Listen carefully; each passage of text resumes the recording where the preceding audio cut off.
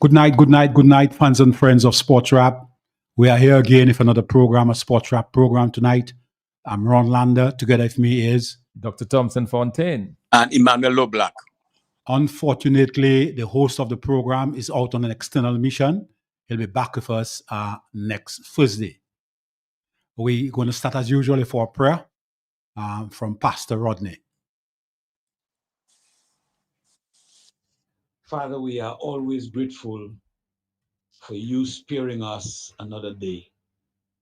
Around us, Lord, there are people who lose their breathing capacity, fall prey to accidents and incidents. But Lord, you have graced us. You have had mercy upon us thus far, and we are grateful. Thank you for today. Thank you for blessing us with the ear that you have given us for free. And thank you for causing us to be here in the land of the living. I pray for this program tonight, Sports Rap, and for the host. I ask, Lord, that you will grant them the wisdom that they would need tonight, because we know every day, every program needs a new wisdom. I ask that you show them with your wisdom, that as they discuss, as they look at issues, as they present truth, as they speak from a righteous standpoint, Father God, that you will guide their lips. You will cause them to speak wholesome words, healthy words that will enhance others, that will cause their listeners, Father God, to be better equipped, to be educated, to be entertained, but to be enlightened as well. Take hold and control of this program, Father, as you bless the host and you bless the listeners, we pray. In Jesus' name, amen.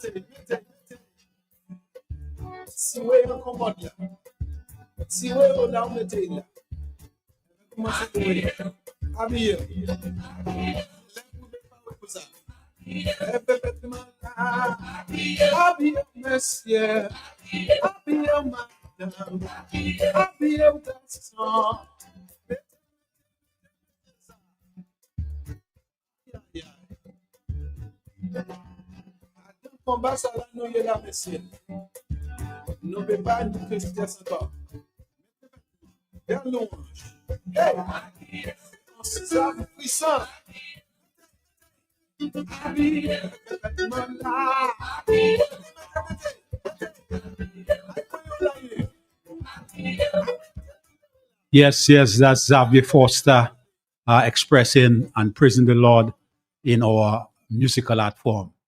Tonight, we've got a very packed program for you. We've got several persons coming on tonight, one after the other.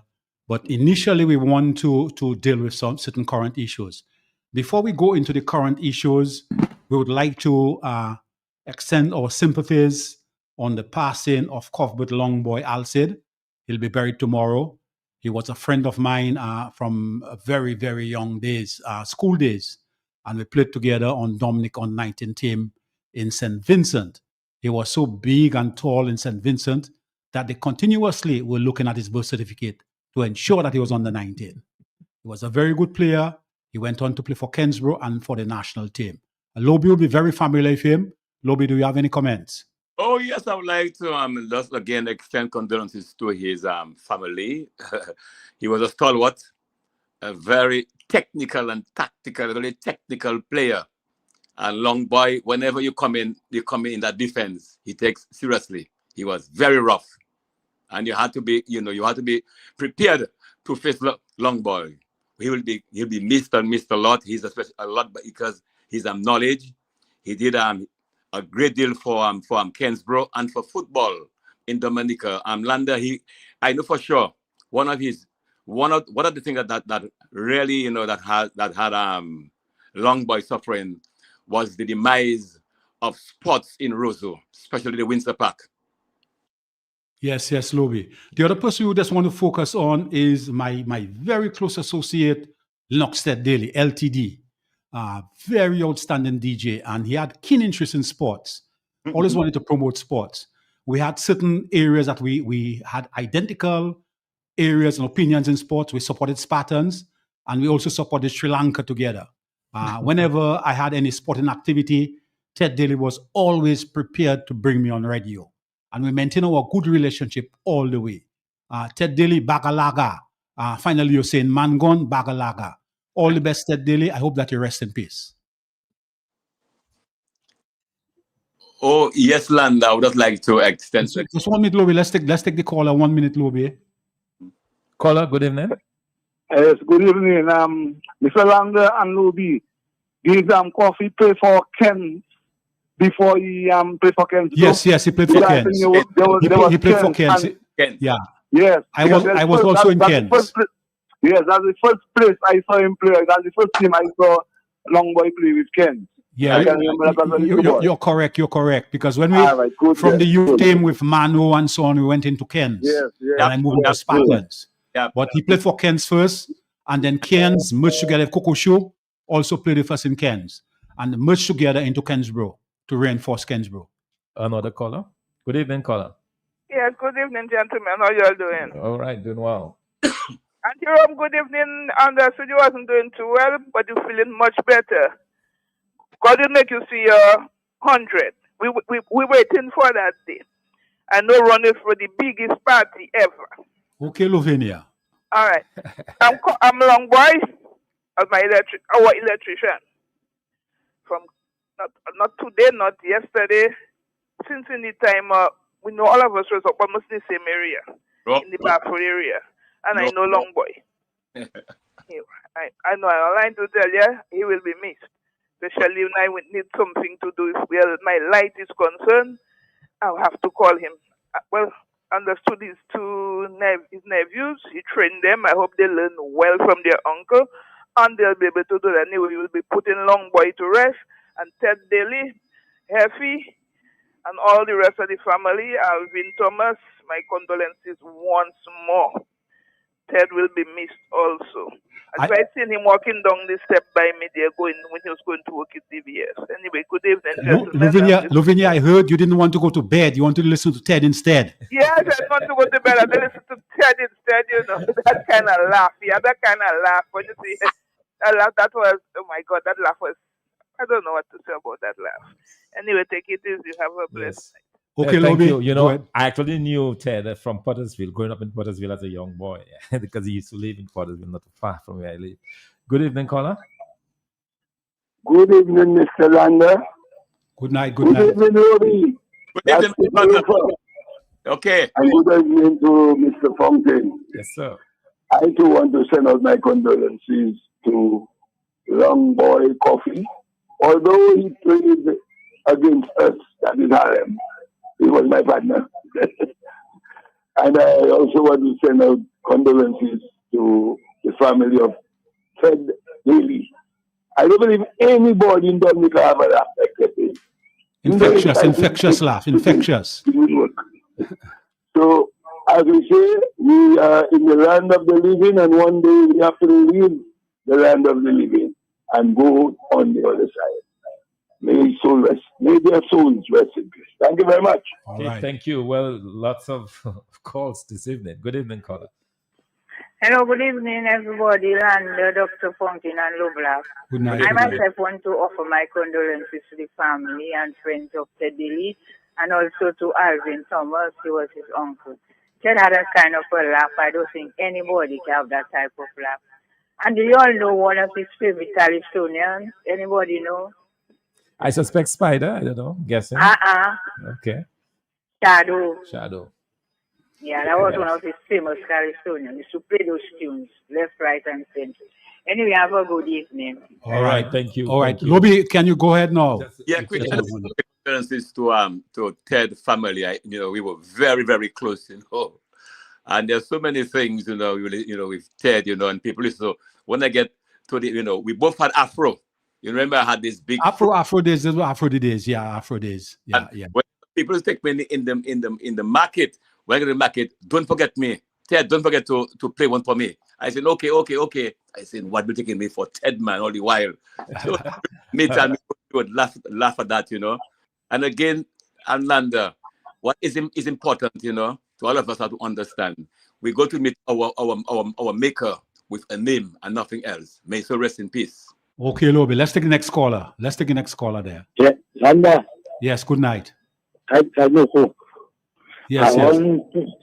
I want to sympathize with Ted Daly, my schoolmate. And when I was making my first communion, we were there together, and Lloyd. And Long Boy, my partner, the last time we played together, we gave the opposite team 2 loves. They was too rude. They say youth against elders. So we give them 2 loves. You see? So, and I want to say to Luke too, his family, I want to sympathize with them. Because we have a picture together. 2017, June 3rd, at the Windsor Park, elders, in other words, veteran places versus the rest. So I want to sympathize them, free brethren of mine. Okay? Okay. Thank you very much. These 2 gentlemen, they've moved on, recognize them, and we want to go to the brighter side. Concerning Fiala 4. I spoke to her today, and Fia is in Dominica for the inaugural Caribbean Athletics Retreat that will be held from October 3rd to 5th, 2025, with the theme Embracing the Comeback Mindset of a Champion. It's hosted by Dominica's Olympic gold medalist Fiala Gatson. The event brings together athletes from the region to focus on resilience, renewal, and redefining success through collaboration and cultural exchange with the U.S. Virgin Islands. That is very brilliant from Fiala 4. And on behalf of Sports Rap, we welcome Fia to Dominica, and we congratulate her once again for some outstanding work. Yes. Right. Let's go back to the telephone. Yes, caller. Yes, good evening to you, Dr. Fountain, and to Mr. Land, and to Lobby. Yes. I too would like to take this opportunity to extend sympathy to the Ted family. If it's nice, you do it twice. If it's sweet, you got to repeat, And also Longboy, which was not so known by me, but I would like to. I looked at him playing football and everything, so I would like to also extend my sympathy to his family. Good evening. Okay, thank you. Good night. We need to move on. Time is moving on, and as I spoke about Fiala 4, I want you all to comment briefly, Dr. Fountain and Lobby, on the outstanding work being done by Fiala 4. Landa, first of all, I'm very happy what she has accomplished and what she is doing. But we don't forget, it's just sad that in Dominica, we haven't got a track. It is sad, very, very sad. All the islands have passed us and we haven't got this. This is very, very important. This is a minus for us. All right. I know how I take it very, very serious. We have to understand this, Landa, that we had 2 athletes at the just concluded World Championship in Tokyo. First of all, we had Hamilton, Shanice Hamilton. When she comes back home, where is she going to practice? When Luke returns home, Where is he going to practice? They have to return home, all right, on vacation, all right? Even Fia is here. Yes, she's bringing people from overseas. What are they going to do? Where are they going to practice? I just wish, I'm very, very, very happy that thing's happening in Dominica. But with a minus, we're on the track, a 400-meter track. Yeah, Lobby, essentially it comes back to the absence of an integrated development plan. I hope sometime Dr. Fonckton and myself will get the chance to discuss that, where that plan deals with the productive sectors, information technology, the social sector, the health sector, the education sector, national security, sports. Where the Prime Minister was saying in a press conference very recently that they've changed the plans again for the athletics track. And it might be another 1 year, 2 years before we see it happening. So people are not clear on what they want to see happening in the next year, in the next 2 years, in the next 5 years, in the next 10 years. And it's grossly unfortunate. And we see situations coming up and up again. Dr. Fonckton, you want to comment briefly on FIA? No, just encourage the athletes to take advantage of this excellent opportunity being provided by one of Dominica's best. And certainly we really want to thank FIA for that effort, bringing back some of that, to Dominica. And I just want to encourage our young athletes to make every use of this opportunity to gain some experience and just to learn from some of the best in the world. Yeah, and just going on now too, because of we've got to manage the time, going on to some critical areas in the development of Dominica. We saw the banking sector shrink into two banks, the NBD and the Republic Bank. And it may sometimes shrink down to one bank. We saw the credit union movement because certain guys had foresight. They consolidated the credit unions. And we had the National Cooperative Credit Union, the Central Cooperative Credit Union. These are the main credit unions in Dominica. There are one or two credit unions there and there. If they had not done that, quite a number of credit unions would have gone under. Recently, we've been hearing some discussion about the status of the credit union league, to the extent that the cooperative, whoever is in charge of the cooperative, has suspended the executive of the credit union league for a specific period of time. And this is very critical because the credit union league is involved in supervising the credit union movement. So somehow somebody needs to come out and make a clear statement and give a clear directive on that particular action. Dr. Fonckton, are you aware of this? Yes, I got the news earlier this week that they are suspended or not only suspended, but gotten rid of them. But the reasoning was not clear to me as to why exactly they were let go. But it seems that there are some issues there, and it's not clear. And as you said, we need somebody to say exactly what is going on, and also if there's any impact on the not because the entire board has now been dismissed, I'm told, and they have been put into receivership. That is critical. That is critical. And they've been put into receivership by the regulator. So that's a very serious issue when you're talking about the length, what the kind of actions were taken, receivership, and the dismissal of the board.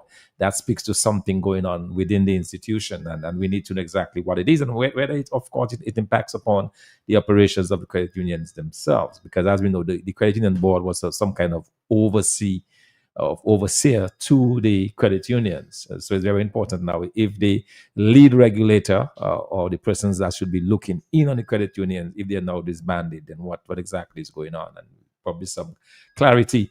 Another sector, another area that I want us to talk about, and Lobiel, you can come in just to deal with some of these areas, is the productive sector. We are weak in the productive sector. Dominica is not exporting any commodity in significant amounts. The one that is easiest for us to do is water, and we're not getting around to do it. Tourism is looking up a bit, especially cruise tourism. We have not been able to put a cruise ship berth similar to what St. Kitts has done. We're on the same level as St. Kitts. St. Kitts did Port Zante, and St. Kitts went so far ahead of us in Dominica. We still have the cruise ship berth that was built by Eugenia Charles.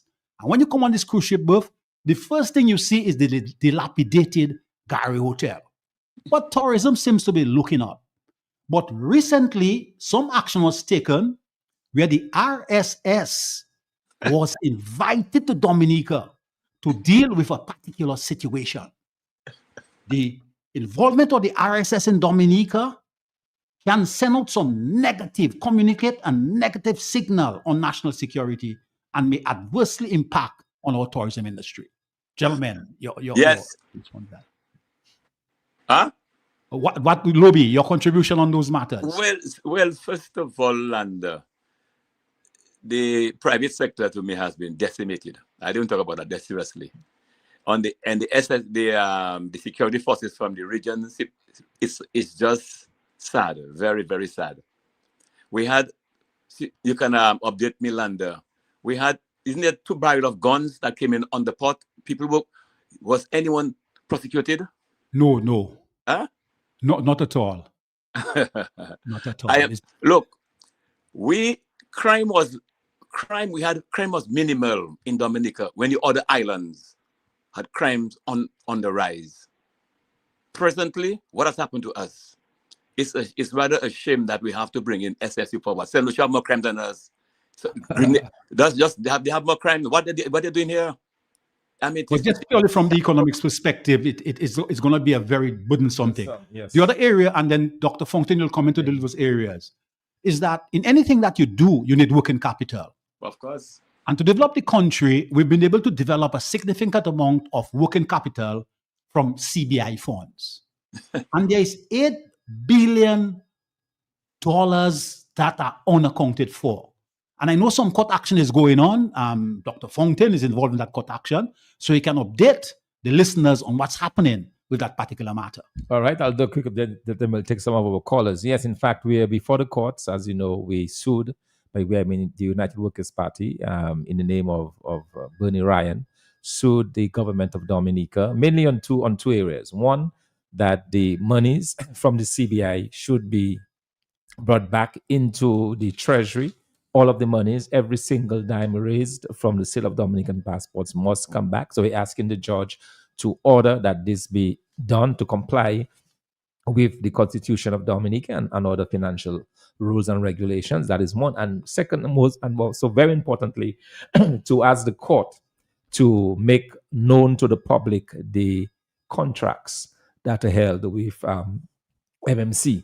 Because as you know, MMC is responsible for the part of the program that deals with the investment, the real estate part of the program. So we're asking the court to compel them. The court has put in an order to that effect, so that before the end of December, the government of Dominica is supposed to make that available to our lawyers. So that will form a critical part of the case and the pleadings that will be in the court. And we are back in court on the 26th of January to begin that particular case. So Ron, there has been a consistent caller or callers. Okay, I guess they've given up, but let's see if we can take this caller. Good evening, caller. Caller, good evening. Go ahead, please. Caller, go ahead. All right, let's try this one. Good evening, caller. Yeah, good evening, Dr. Fountain. Yes, good evening. And Ranch and Lobby. And the still missing this evening, but the Ranch, how are you doing? This is Tilling. Okay. I know the voice Tilling. I know the right. Spartans days. There are some good days in Spartans. And Ted Dale used to support us. Ted Dale used to be one of our main supporters. Ted, yeah. And that's alone, but Ted, let's speak about Ted. When it came to the NBA and so, I don't think nobody could beat Ted on the records and so. And information. He loved his sports. In the early years, yeah. But I just like to touch a little on Longboy because Longboy and I we had a good time together because after the Spartans, I joined Kingsborough. And, being around Chotobara and, and Longboy. And so we had a good thing going. Longboy was one of the humble, so as I said it before, very intimidating on the playing field, but a very humble guy. And even after we finished playing football, we still have a morning series at the Packing Basketball, Wadix, myself, Longboy. I mean, you couldn't get a fiercer competitor than Longboy. Couldn't. Very competitive. Oh, yeah, man. I mean, basketball, I'm talking about, and Longboy morning time. You couldn't beat Longboy because he was just terrorizing everybody. Wadix could have tested that because Wadix is good and everything. But, apart from that, Kofuta City was, I think, a very humble guy, very intimidating on the football field, and Longboy was, when it comes to fitness and so, long boy, that was his thing. You got to be fit. You got to run. You know, and he was, I mean, he was a miss, man, because, as I said, he was very intimidating on the football field, but a very humble guy. He's an electrician. He did electrical, construction, electricals and stuff, you know, and he did that for a number of years. But we had a good rapport. We were a long way back. Headley, long boy, and I said, chew it. You know, we used to have a good thing going, you know, all these years, you know, and it did just miss. When I saw the news of his passing, you know, I was really kind of taken back. And, you know, it's a pity I can't be there for his there tomorrow because I'm not home. Yeah. But I'm not home right now, you know, so it will be kind of difficult to get All there. right. So, but, you know. Thank you very much, Tilly. Thank you very much, my brother. Thank you for your usual good contribution. All right, now, thank you, Dr. Ron. Fountain. Let's take this callers quickly, and then we're right after the caller very, very quickly. Can you make your point, please? Good evening. Well, yes, good evening again. About the RSS, you know, when you think of the Prime Minister having to engage the RSS to get to arrest the situation, the gun thing in Dominica, you know, that just says that he has lost the handle on law and order in Dominica. Because most of the people, I believe that maybe they are sending people by is maybe his supporters, and he cannot himself send the Dominican police to them. So he had to get foreigners to do that. So Roosevelt Skerrit has lost the handle on law and order in Dominica. And that in a country like England, the Prime Minister, when that happens, they resign. Good evening. Thank you, caller. All right. Good. Thank you, caller. Caller, good evening. Make your point quickly. We have royal time. Yes, good evening to everyone. Turn down your radio in the background. We're getting some feedback. Sorry, I just left where I was. Is it okay? Right, it's all right now. Yeah, let me sympathize with Ted family on the passing of Ted Daly. Everybody knows Ted, everybody needs Ted because we used to like Ted in our head. And let me sympathize with the other fellow. I doesn't know if I know him. The long man, or what you call him, I don't know if I know him. But let me sympathize with somebody. And let me tell you one short thing. Let me say something. I am ashamed. Are you not ashamed of the people that will come down for festival and everything? And the gutters of Roseau is like that smelling. Ronald might be driving, he will not take the scent, but nobody never walk around to take the scent, and especially his Caribbean people he sent for to exchange because he'll get more votes when they come to Dominica. Thank you. Yeah, these are some of the topics that I hope that sometime we can have a discussion, an economic discussion between Dr. Fountain and myself. And there's some of the areas, it's just poor planning. We are not planning properly. I'm seeing what's happening to the RSS. I was the director of the Financial International Unit for 15 years. And you've got to get intelligence and act on intelligence. Don't let the crime situation reach to that level. We've got to bring in external forces and send out a message to the rest of the world that Dominica is a serious criminal jurisdiction, which will turn away some of your visitors. Very unfortunate. However, we need to go to a commercial at this point in time. We need to take a commercial break because we've got some substantive other areas in sports to deal with.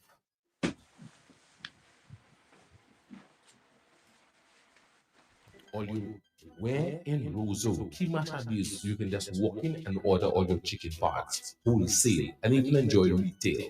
It's at AC Shillingford. All chicken parts available that you can afford.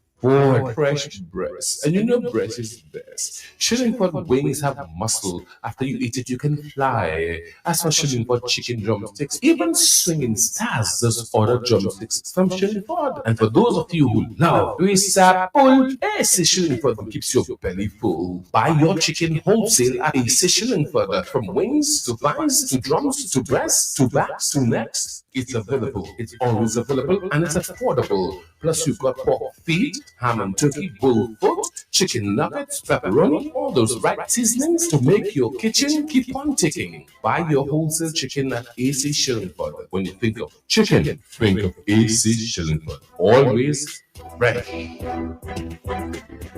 The economic fabric Dominica revolves at AC Shillingford and Company. For timeless, trusted, dependable, comprehensive insurance coverage, it has to be New India Insurance. Need anything overseas? Shopbox Dominica and Isle of Freight is your advance on-time delivery right to your doorstep. For super savings on all your groceries, come to ACS Super Shopping Center for laundry, groceries, cooking, beverages, and event supplies on King Jonathan Street. ACS 7-Eleven on High Street supplying your everyday essentials. Fill up your vehicle gas tanks, get your cooking gas, and top-ups of all kinds. Or go to 7-Eleven Portersville, where the best-kept secret is conveniently located upstairs in the confidential escape or staycation self-contained accommodations at the Porter's Place. AC Shillingford, where you spend less and get more.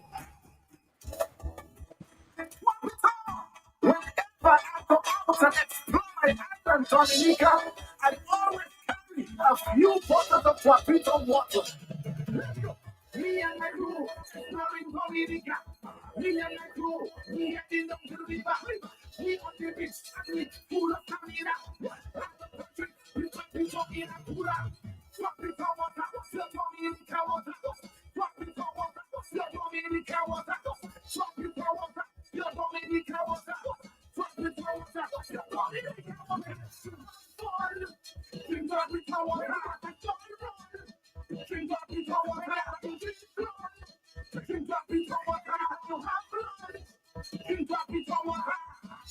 My water of choice is Guapito water. Stay healthy. Drink Guapito water. Pure Dominican water. Some laundry detergents may miss the mark when it comes to adding softness to your loads. But fortunately, Dominica, we've got Ensueno fabric softener. Ensueno is the conditioner of laundry care, making your clothes feel butterfly soft. Discover Ensueno fabric softener. Long-lasting, nature-inspired fragrances protect your fabrics. Revitalize your laundry with the refreshing scent of spring fresh Ensueno fabric softener. Makes your clothes fluffy, alive, and vibrant. Love all over Dominica. Local agents, AC Shillingford Company. Available also offers your favorite friendly neighborhood outlet or shop. Use Ensueno. You want the best, you do. Shop at SCA. Better than the rest. Go shop at SCA. And the husband will say, shop at SCA. You get more for what is there. Shop at SCA. Shop at SCA. Yeah, shop at SCA. Shop at SCA. What is there? Shop at SCA. Yes, family, customer friendly. With free locations, it's so convenient. And our price is there. Madam, that's where you belong. Oh, tell your mama, tell your papa, shop at SCA. Tell your son and your daughter, shop at SCA. Auntie, nan, and cousin, friend, open power, all of them. Grandma, open neighbor, girlfriend, boyfriend, side. What? Shop at SCA. Shop at SCA. Oh, yeah. Shop at SCA. Shop at SCA. Check us out at Portersville, High Street, and downtown Rose. Looking for a quiet, relaxing place to stay? Call Porter's Place Guest House. Leaving the office late and need somewhere close to town? Call Porter's Place Guest House. Have business clients coming in and need accommodation? Call Porter's Place Guest House. Looking for group accommodation? Call Porter's Place Guest House. Located at 37 Goodwill Road in Portersville, upstairs ACS Supermarket. Enjoy our semi-self-contained rooms with private washroom, bathroom, Wi-Fi, air condition, cable network, mini refrigerator, all in a non-smoking environment. Call or WhatsApp at 1767-275-1899 or email us at info@portersplaceguesthouse.com to make your reservations. Porter's Place, your home away from home. Fit for a king, a queen, and all their royal subjects. This is Asa Banton, your Tropical Water Ambassador, with your hurricane tip for today. Determine your risk. Effects of hurricanes can be devastating and bring many hazards, including flooding, strong winds, heavy rainfall, rip currents, and rough seas. Be prepared and remember to stock up on Twapiton water. This is Asa Banton, your Twapiton water ambassador, with your hurricane tip for today. Develop an evacuation plan. Plan where you will go and how are you going to get there. Leave immediately if ordered to be evacuated. Be prepared and remember to stock up on Twapiton water.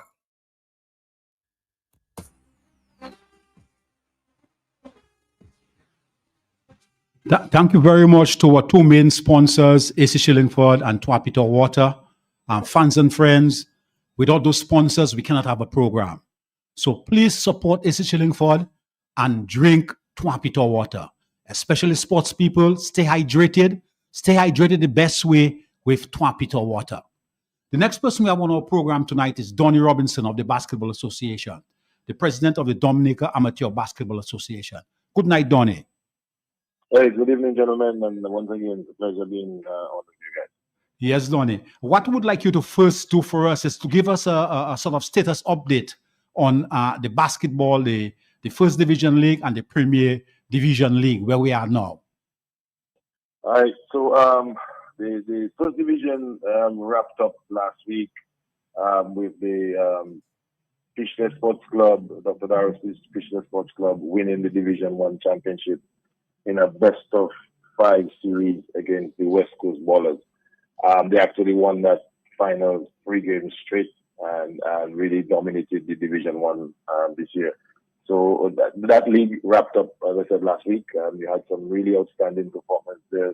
Some young guys like Zach Sebastian and Mishak Deboulay and those guys from Fisher really showing the dominance. These are players that play both in Premier and Division 1, so they stood out. Good basketball overall. West Coast Ballers is the only team in the league that is coached by a female. Made it all the way to the finals this year, so showing some good promise there. So that's for the Division 1. For Division 1, was there a specific sponsor for the Division 1 league? No, this was the overall league sponsored by Lotto, is the overall league sponsor, yeah. Okay, and that's the overall sponsor is whom? We have various sponsors, but the main sponsors are Lotto, Paxton Bank, who actually sponsor the female league. Yeah, we'll come to that in a minute. Yeah, that's a very interesting development. Yeah. Mm-hmm. Okay. So yeah, we have a few other small sponsors. All right. Now in the Premier Division. The Premier Division, the regular season just ended on Saturday. The last game in the regular season ended on Saturday. So the top 4 teams have now qualified for the playoffs, which will obviously lead to the champion of Premier Division. These top 4 teams are the Detroit Blazers, who finished on top, and they are the defending champion. We have the BA Sharks, which is the youngest team in the Premier League. They finished second. 767 Dominators finished third. Pebush Eagles finished fourth. So these are the 4 teams that qualified. Pebush and Dominators had same win-loss tallies, but by the virtue of the tiebreaker of winning against each other on point difference, 767 ended up third. So the other 3 teams did not make it. These are the Prowlers from Trafalgar, PCS Falcons, and also the Police Sports Club. I saw Sharks play against your team, and Sharks is a very, very young team, a lot of young players. And if they could get a few other big men like number 23 and number 23 can put on some size. And number 7 is a very exciting player, good free-pointer and so on. And they did play very well against your team. So I expect them to do very well in the playoff. One of the areas is 767. 767 tried an experiment with bringing in some foreign players. What's your opinion of that?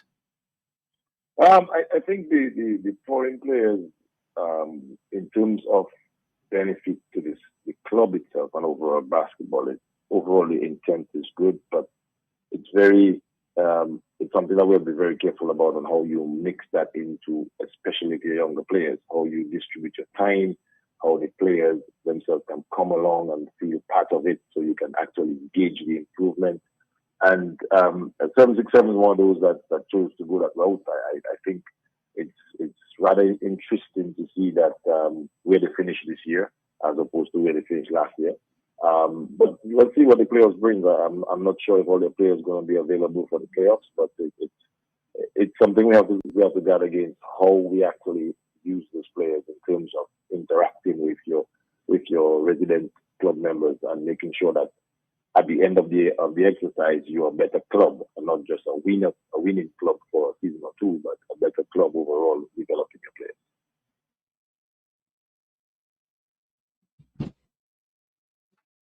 Yes, Emmanuel, you're muted. Sorry.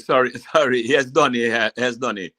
Yes, as you made a very valid point at the end in terms of the inclusion of overseas players and how they interact with the rest of the players. Very, very important. In terms of, I'm hoping that when they brought in the players, is to fill in areas of weakness. If they're looking for a guard, if they're looking for a forward, they're looking for a center.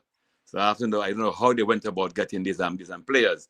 And in terms of when I heard them on the Sports Rap program, these are players who are highly technical players who play within a system. So I'm hoping that they can utilize these players to help improve the game of basketball. The game of basketball, because say, look, we play a lot of basketball. Look at the games. They do not know how in terms of system plays we have, and these guys, their whole understanding, knowledge of the game is system. They play according to plays, a lot of the plays. So I'm hoping that 767 can gain they can learn a great deal from these two overseas players. And I'm wishing you all, all the best for the best of four. I'm just surprised that the team from Pichley, I don't know what happened to them right now. Can you tell me what happened to them in the Premier Division? I think the Premier Division this year was very competitive. I mean, the teams were closely matched, but I think between the combination of, since Pichley is one of the few teams, actually the team with the most, I would say, up and down players, so players that play both in Division 1 and Premier Division. I think that kind of impacted their season a bit. They also missed 2 or 3 of their better players from last year. We had the 2-year-ago league MVP that didn't play this year for them. So there were some factors, but I was still expecting them to be in the top 4, to be honest, but it didn't work out. I'm sure they'll be back. They're a young club, so it'll be good. Question again, Donny. In terms of, you said about the first division, you made mention of some outstanding players, whether in guard, is it the guard, in terms of ball handling, in terms of forward, centermen, forwardmen, what do they have height? Because one of our deficiency in Dominica is height, which I know that is height. All right, how tall are these guys playing forward or center for you in Dominica? Well, Pichley Sports Club have a fairly young, tall, big man. He actually got I think the MVP at the inter-school games. He should be about 6'7", 6'8", well built, strong. So he has a lot of promise and prospect. We have a couple young guys as well at the guard, like Deboulet, who is about 6 feet but very active. This guy made the national team last year. So those guys are playing up and down, and you can tell the exposure from the Premier Division makes a difference. When they play at the Division 1 level, it's really it's good to see. But yeah, we have some height in the young guys, but which we'll come to in a bit. There are some young guards from VA Sharks that really stand out as well. These guys are fairly young. A couple of them still playing into school, and again, doubling up and playing in the national team. So overall, I think what we are lacking in terms of our dominant and positions, I would say it's the shooting guard position. But in terms of our big men and point guard, we're showing some good promise. Yes, Donny, with the playoffs, you'll keep us up to date. We'll contact you again to give us an update on the playoffs and see how well your team does in the playoff. There's a very important area that's coming up, the 2025 Paxum Bank Women's National League, and it's scheduled for October 4th, 2025. Can you elaborate on that? Yeah, well, we're very happy that Paxum came on board. able to sponsor us. We were going to have a female league, and because of the amount of teams that are registered, we expecting about 4 teams. It might be pushed 1 week, but it's going to run concurrently with the Premier Division playoffs. And what we're trying to do here is to make sure that we give enough airtime and get the crowds involved in the female game as much as possible. So we would have them at the same time, so the same evening with the Premier League final. So that's what we're trying to do. We are hoping still that we can get 1 or 2 more teams to join, but the plan is we're going to have each team play each one at least twice. So the ladies would play at least 5 or 6 games. How many teams do you have in there? How many teams down there? So far, we're looking at 4 teams. For sure, 3 are confirmed, and we're working on the 4th one. But either way, we want the ladies to have at least 6 or 7 games at the end of the league and try to really build on top of that, pushing the female sport. As I said earlier, we have a female coach at the pretty high level within our sport, and we're really trying to leverage that to get some more females involved. Is the DABA involved in any junior school basketball leagues? Not directly. We work. We try to work closely with the Ministry of Sports when we need it from a technical standpoint. But for now, the school sports are run independently by the sports division. Okay. What future regional competitions are on the horizon? Oh, that's a good point. We still, I think, the first one we're going to have that seems very possible, and we're still trying to push it end of this year, maybe even early Q1 next year, is the Windward Island 3x3 tournament. We've had, as recent as last week, a discussion with St. Vincent's president, and she's pushing for that. They are actually starting their league on the 13th of October, their national league, and they haven't had a national league in a long time, but it's starting on the 13th. So the plan is, once the league is done, that we're going to try to have an invitational Windward Island tournament, both 3x3 and 5-on-5, before the start of our next league. That is the goal. We are making traction because now at least all the islands have a national league, or will have a national league by the end of October, which didn't exist before. So it's good to see. But I think we will be having some invitational Windward Island tournaments here pretty soon.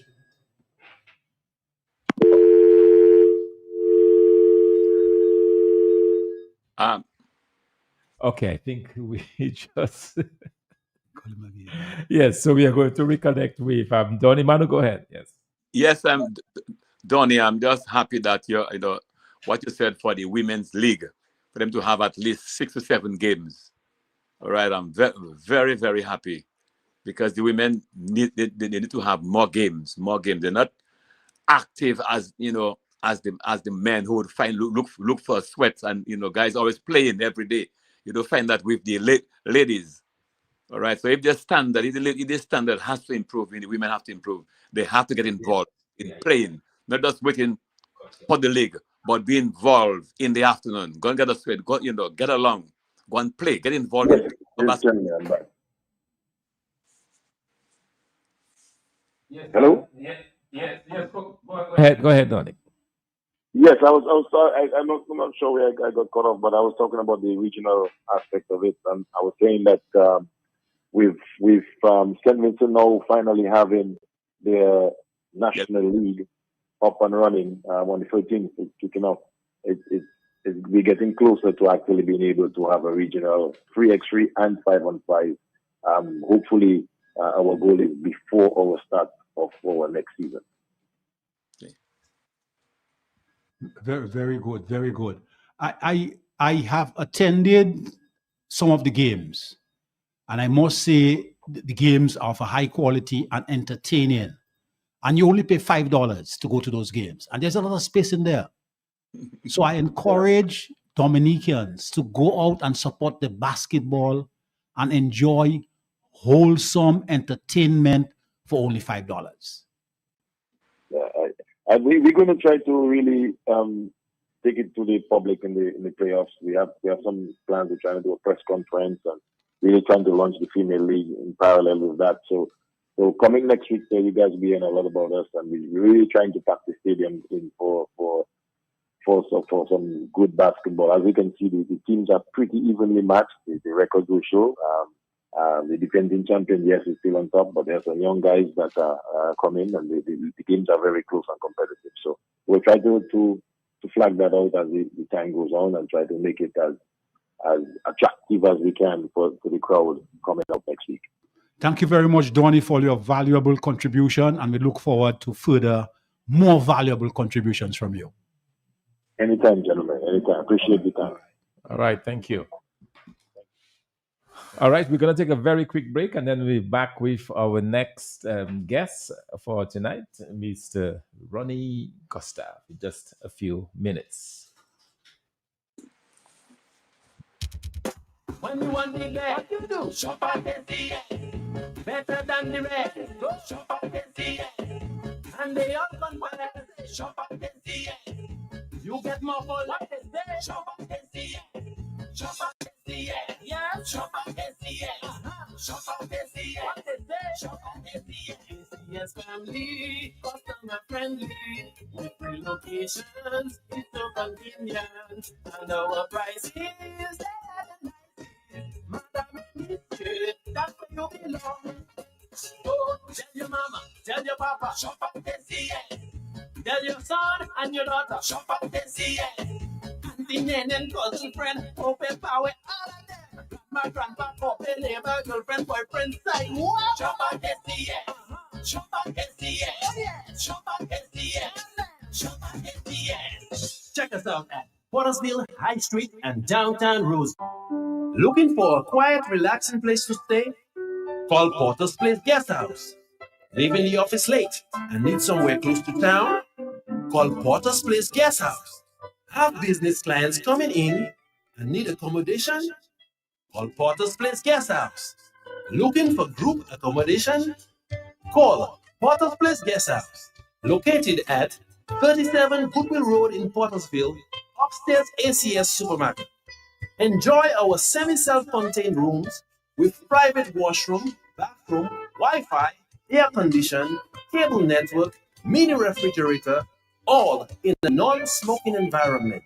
Call or WhatsApp at 1767-275-1899 or email us at info@pottersplaceguesthouse.com to make your reservations. Potter's Place, your home away from home. Fit for a king, a queen, and all their royal subjects.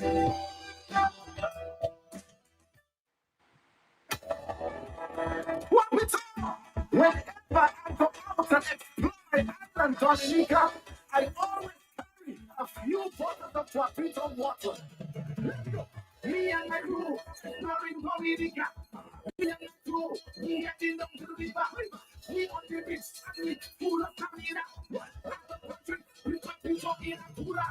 Trapito water, your Dominica water. Trapito water, your Dominica water. Trapito water, your Dominica water. Trapito water, your Dominica water. Drink Trapito water, drink Trapito water. My water of choice is Trapito water. Stay healthy. Drink Trapito water.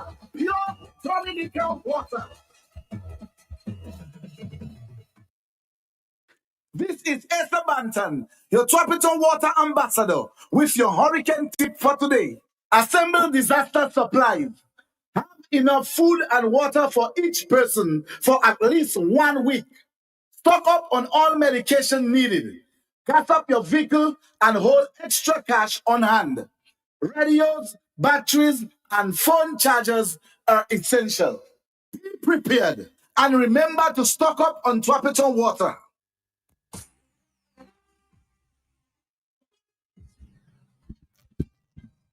We've got our second guest with us tonight, an accomplished footballer. In the very early days, he went to play professional football in Antigua, and he's now involved in coaching the female national team. We're going to be talking about some female football. It's good to recognize that our girls under 14 team had a very outstanding performance. But Mr. Gustav, Ronnie Gustav, is involved in coaching the senior team. So we're going to be focusing exclusively on the senior basketball, senior female basketball tonight. Football. Football. Sorry, basketball, football tonight. Is there a local team competition taking place now in football for women? Yes, well, blessed night to you and your listeners, and thanks for inviting me on the show. Yes, there's a Premier League going on right now, a Women's Premier League going on right now. Is it sponsored? How many teams involved? Well, I think there's about 10 teams in the Women's Premier League. It's a senior league. And it's sponsored by, the league is sponsored by anybody? No, it's the FA. The covered FA. everything. Okay. So out of the league, we were able to select our national team. Yes. From the 10 teams, we look at some of the players. We spoke to some of the coaches as well, to send his elite players on the tryout, because we had something like almost 60 players on the tryout. We had about 3 weeks of scrimmages to see the players, what their capability on the pitch, and from there we bring it down to 30 players, and that's the 30 players we have been working with since then. Speak a little bit more about the preparation of the players for the last international regional competition. Well, actually, we knew the Windward Island tournament was coming back on stream. Better say thanks to the other countries that decided, because when you watch the Windward Island football, it's at a low where the players doesn't get enough international exposure. So the 4 countries, St. Lucia, St. Vincent, Grenada, unfortunately Grenada couldn't have made it. They went to another tournament, so they included Barbados to that tournament, and we knew that tournament was taking place somewhere in September, and we called up a team. We just had about a month and 2 weeks for preparation for that tournament. So we just our first assignment was to try and get the ladies fit. So we do a lot of strength endurance work. We went up to Cochrane, we went on to the Mero Beach, try and prepare them to fitness wise. And coming closer to the tournament, we started doing some technical aspect of the game with them. All right.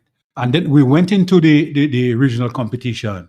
What is your analysis and evaluation of our performance at the competition? Well, from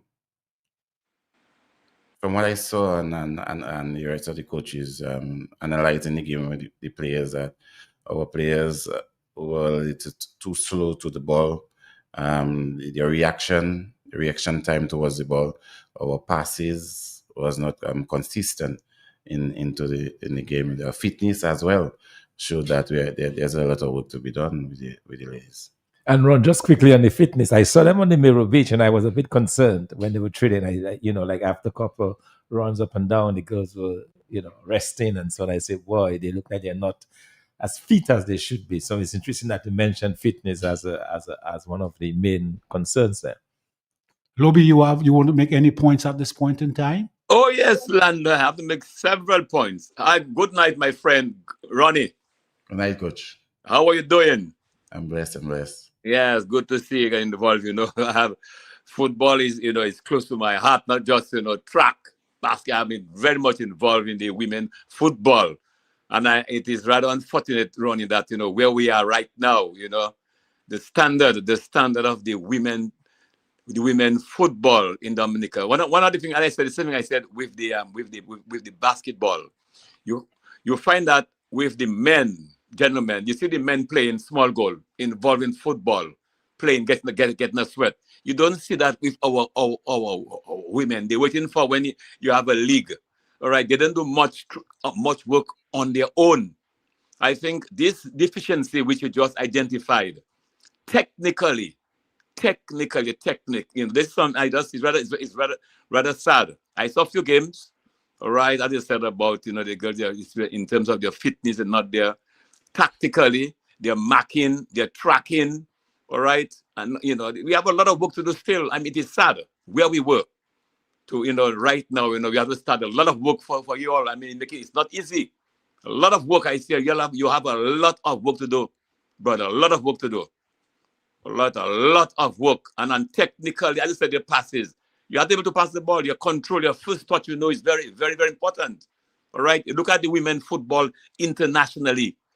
All right. The football, even at the CFU, the CONCACAF, right? Women football have grown a lot of progress. I mean, for us to get there, we'll be decimated.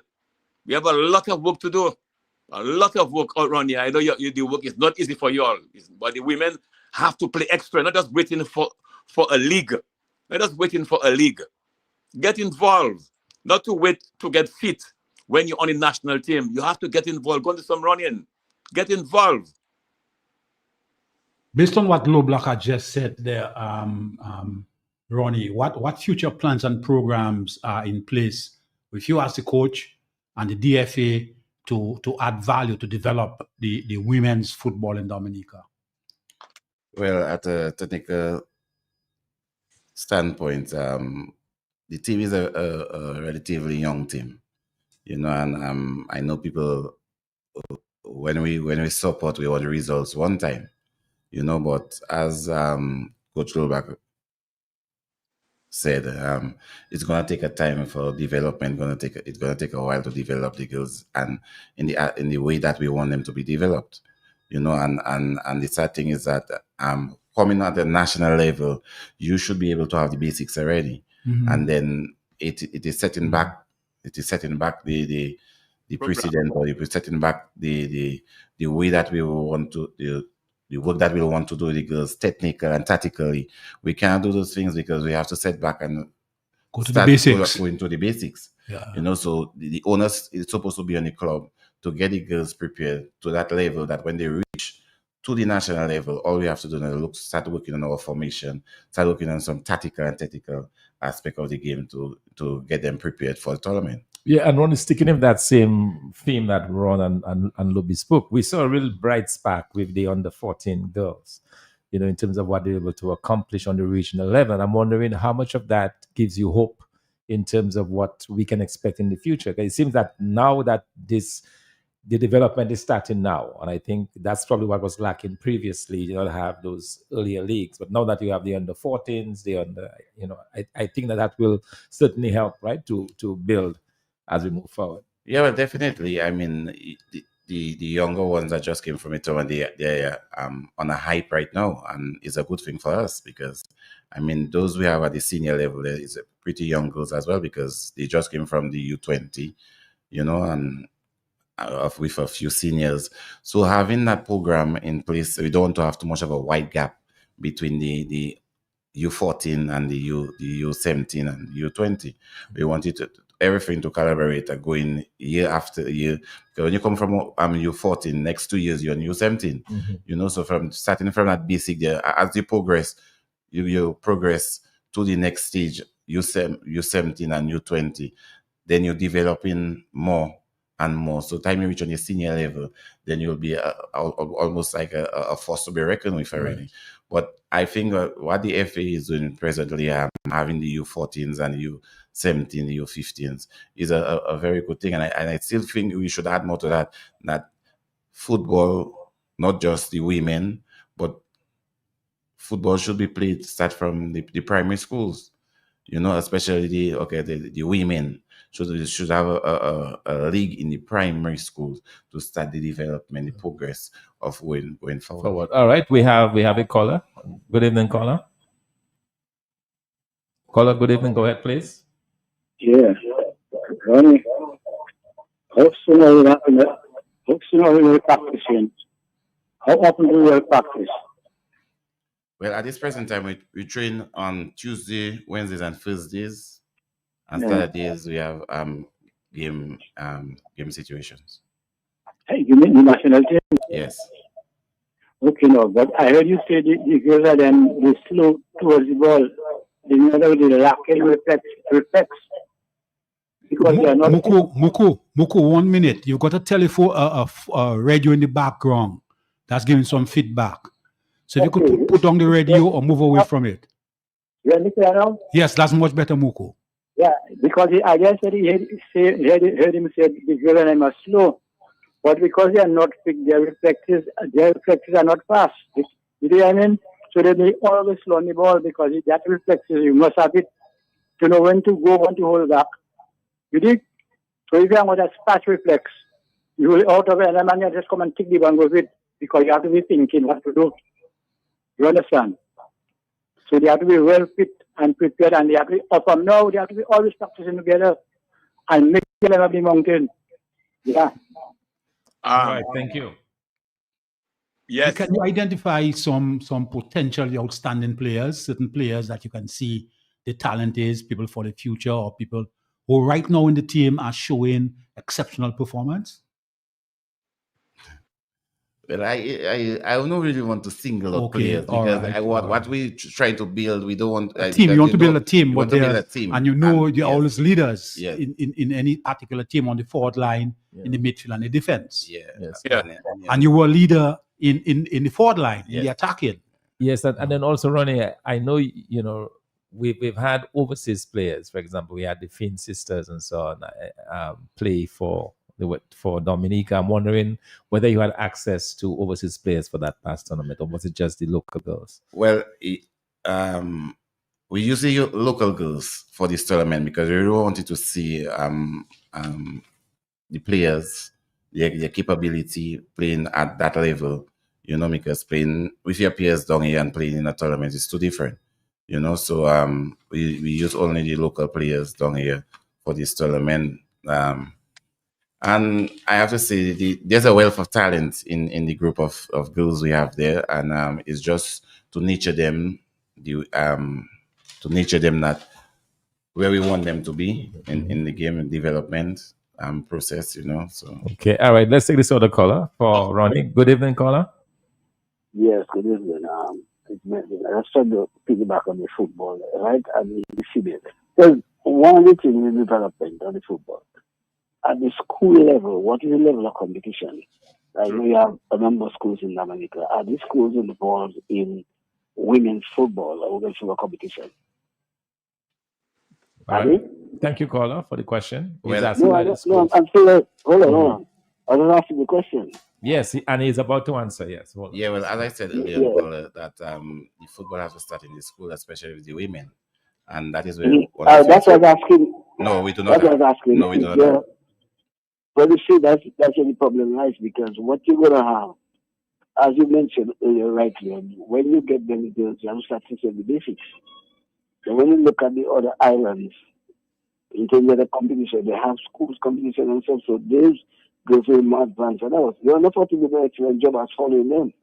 But basics, like any youngster, boy or girl, by 10, 11, 12 years, they should be basically sound. And if you don't have that, then you have problems, because by 15, 16, you have to start teaching them now, basics. You have a problem.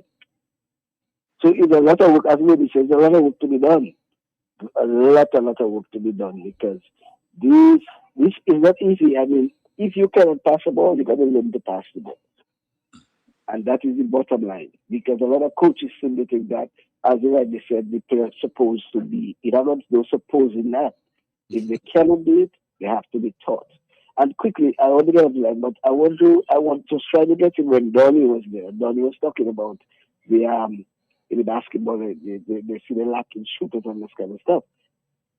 Even when I coach basketball, I should do a national coach myself. We have problems with the players because everybody wants to shoot 3-pointers and stuff. Everybody to handle it. But you got to have specific skills. You are a shooter, you develop in shooters, passers, and if you are a good passer, good shooter, then that's a plus. But you have to have shooters, and the role is to shoot.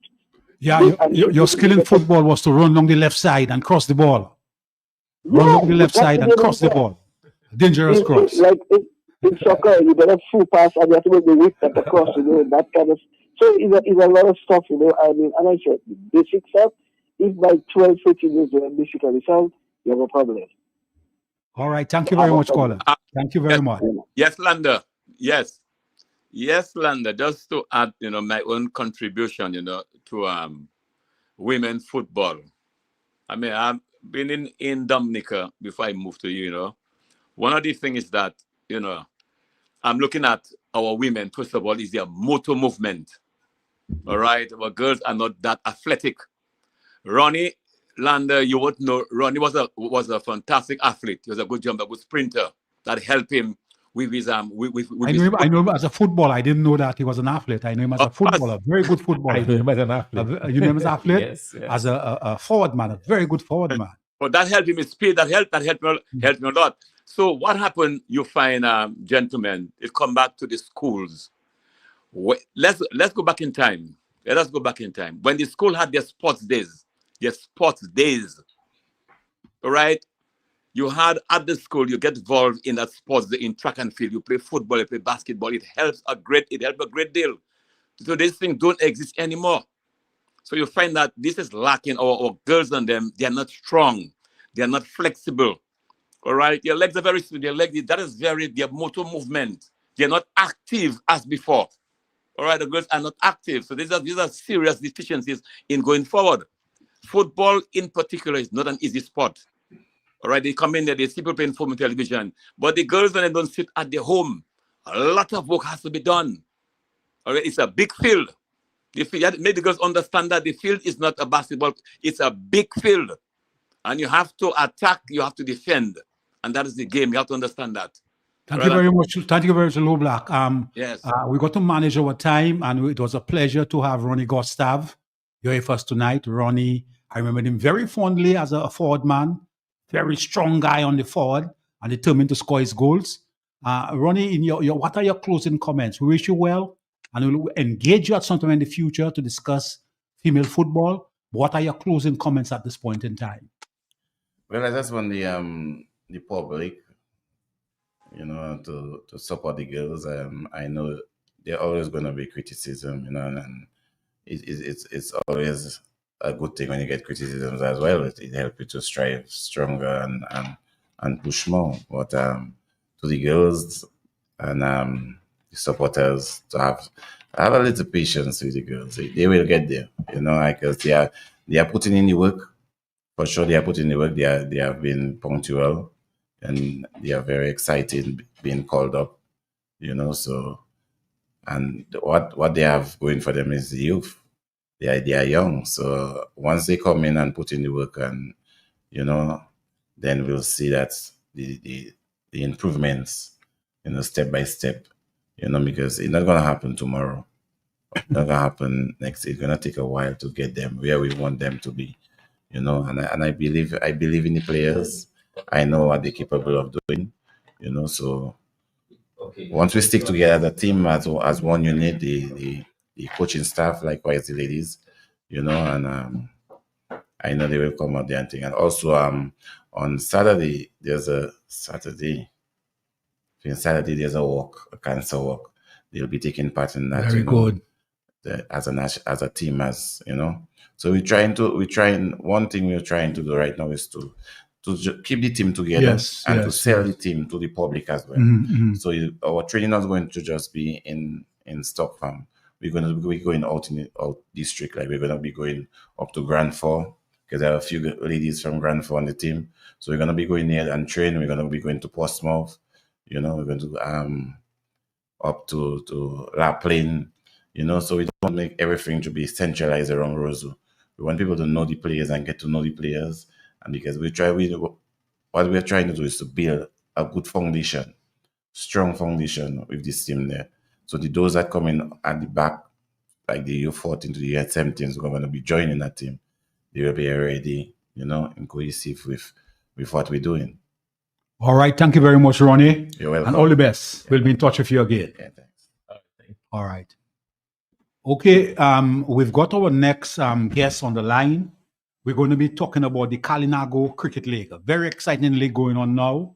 And we've got Alex Burton with us, the PRO, to tell us about the league. The first thing we want him to do for us is give us a brief review of the league.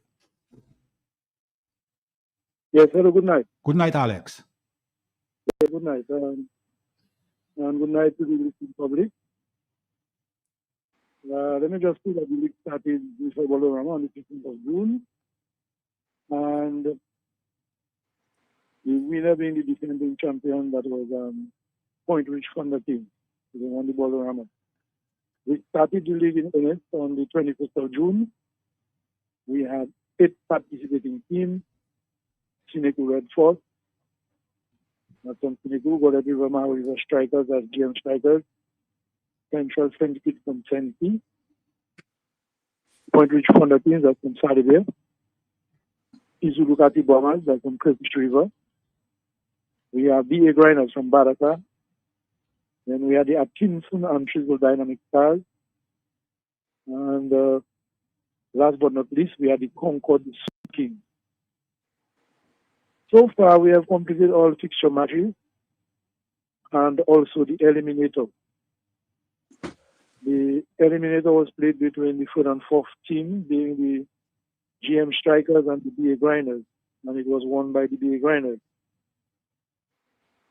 And of course, the team emerging first in the league, that's the Kalinago Premier League. We have the Thunder King, the defending champions with 10 points, with a net run rate of 5.05. Second place, we have Izulukati Bombers with 10 points, a net run rate of 3.21. Third place, we have BA Grinders with 10 points, a net run rate of 1.52. So we had 3 teams getting to 10 points. In 4th place, we have GM Strikers with 8 points, with a net run rate of 1.58. In 5th place, we have the Senegal Red Force with a net run rate of 0.52. In 6th place, we have Concord Super Kings with 6 points. 7th place, Atkinson Thistle Dynamic Stars with 4 points. And in the cellar position, we had Central St. with 0 points. Who is the overall sponsor of the league? Say that again, please. Do you have an overall sponsor of the league? Is the league sponsored by any institution? Oh no, the league is not sponsored by one institution. We have a number of sponsors. Can you mention some of them, please? So far, we have not had a main sponsor yet, but I have some sponsors here. We have the Kalinago Chief and Council. We have the President of Dominica, Her Excellency Sylvanie Burton and her husband, First Gentleman Gilbert Burton, Josephine Gabriel and Company Limited. We have the Fisheries Division. We have Big W, HHV Research and Company Limited. We also have the National Cooperative Credit Union, Malcolm Stevens and Sons. And then we have some individuals. We have Kishan Francis in the diaspora. We also have Andre Paris, Marlo Ogi, and close at home we have Evelyn Burton. Also we have Dr. Theodore Thomas, Dr. Cora Frederick. We also have Janie and Justin Stout. And from Baraka we also have Noel. We also have the one to thank, and they're kind of helping the NEP in the Kalinago territory. They are doing a wonderful job keeping the ball field and the various areas clean. That's good. That's good. You're getting some critical support there. So when are the next games? Well, the next game is carried for Sunday, where we're going to have the first qualifier. The first qualifier will be between the first and second place team. The first team is being Point Rich Thunder King, and the second team being Izulukati Bombers. And of course, the Thunder Kings, they will both be guys like Gian Benjamin, Kazimi Benjamin, and some others. And the Izulukati Bombers will be boasting West Indian Funky with the captain, Aidan Burton. Just to name a few, as we go along, I'll give you some more names. Yes. Okay, let me just get the cause for it, not cause, but the run. So far in the run, leading the run, we have Kazimi Benjamin with 334 runs. He has 1 century and 2 half centuries. Ursino Fountain, who played only 3 matches so far, he has 313 runs with 1.5 century and 2 half centuries. And he has the highest individual score, highest aggregate. He has a 157.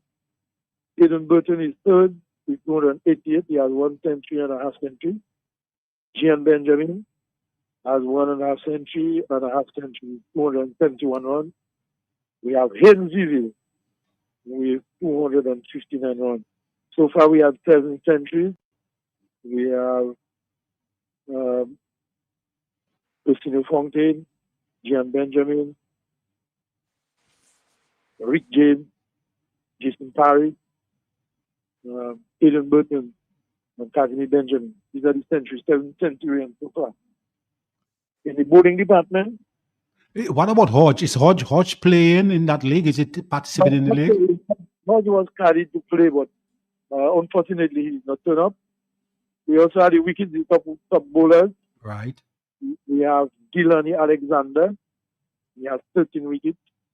Against the 13, he has 117 runs. Abhishek Eaton with 11 wickets. He has 180 runs for against him. And then we have a youth player, Karen Christmas, with 10 wickets for just 70 runs. We also have another bowler, that Erwin Burton, with 10 wickets for 97 runs. Then we have Darren Toussaint, another youth, 10 wickets for 117 runs. And we have Kenny Valmore, season veteran, with 10 wickets for 139 runs. However, we have Kenny Valmore and Delaney Alexander. These two have completed their matches. They no longer will be playing, but the others will continue to play not the eliminator. We have the 2 qualifying matches and then the final. So that is what we have. We also have 5 wicket hauls.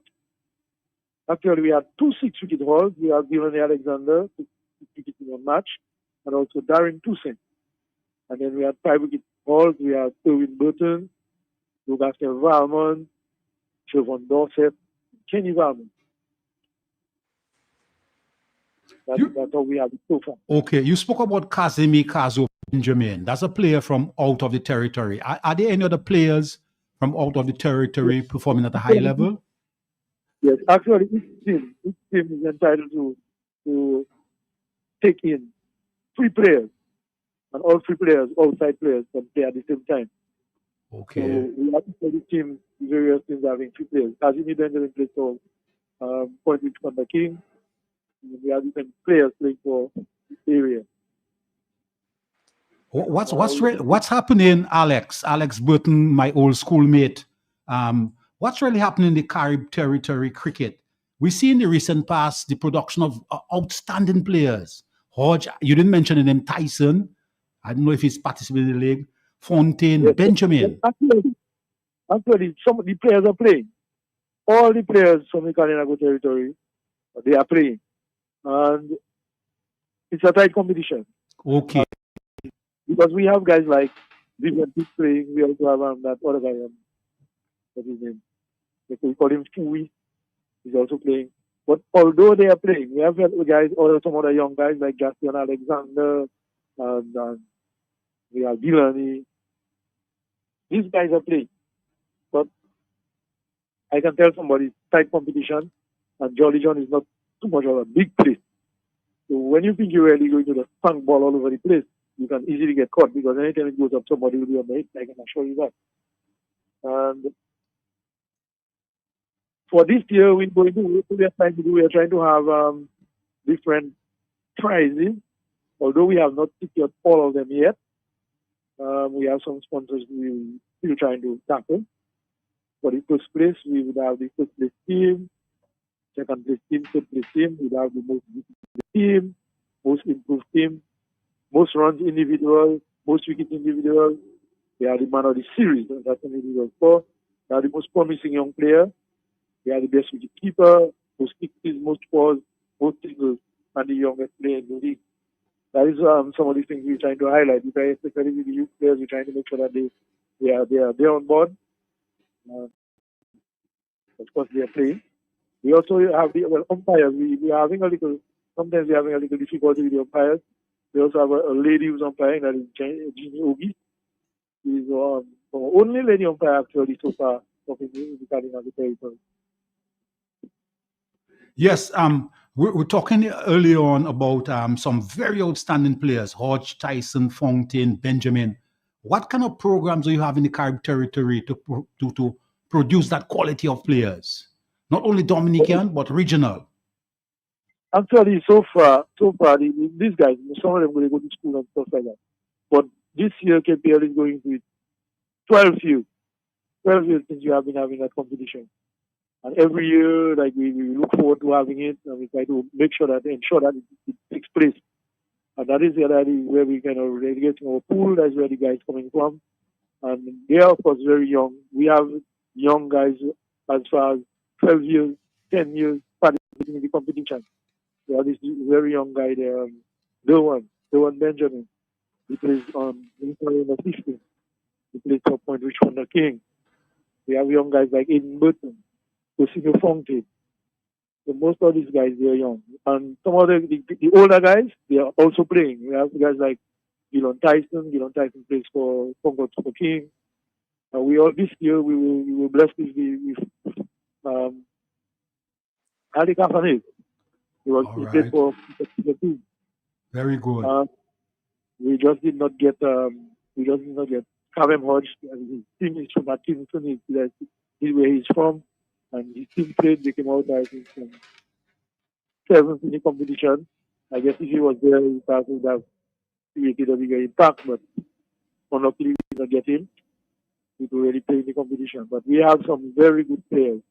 The whole pool of Dominican players, they came to the Kalinago territory, and they are playing. We have guys like Rick James. Rick James scored 150 runs in one of the matches. You know?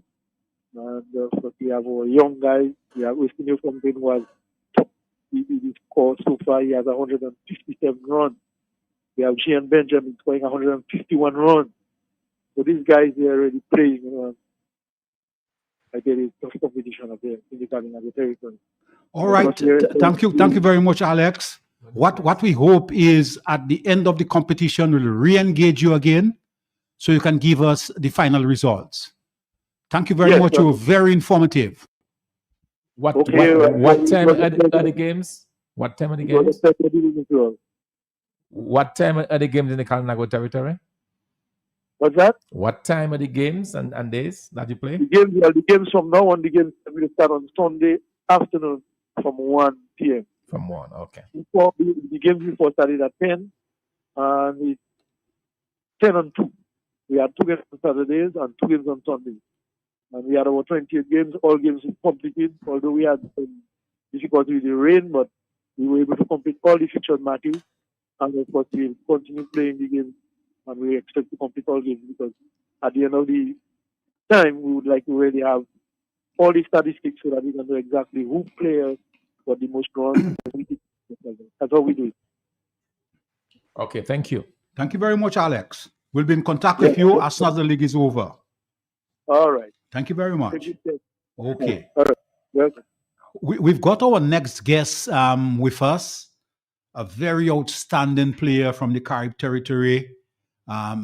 He's been able to go to the highest heights. Western is under 19. Mr. Osino Fountain. Osino Fountain, good night. Good night, Osino Fountain. Are you hearing us? Okay. Osino, please unmute your microphone. Hello, good night, everyone. Good night, Osino. We're very proud of you. Sports Rap is very proud of you. And we're very fortunate tonight to have you as one of our features on the program. The first thing you can tell us is, what school do you attend and what is your favorite subjects?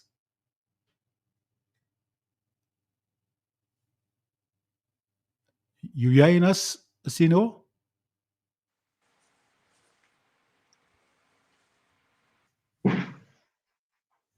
Yeah, Osino, just go ahead and respond if you're able to hear. Did you hear us, Osino?